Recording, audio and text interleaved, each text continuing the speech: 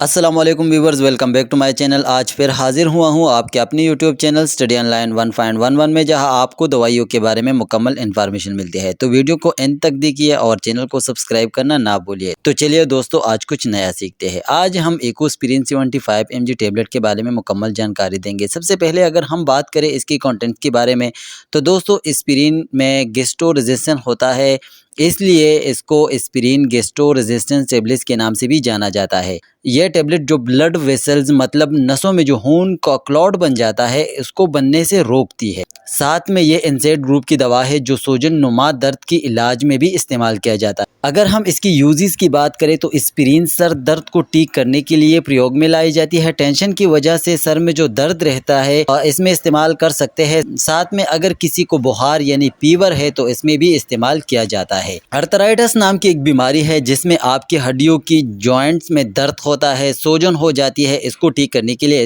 इस्तेमाल किया जाता है। एक्यूट कोरोनरी सिंड्रोम नाम से एक बीमारी है जिसके लक्षण हार्ट अटैक से सिमिलर रहते हैं, जिससे आपकी चेस्ट में प्रेशर महसूस होना, आपके चेस्ट में दर्द महसूस होना।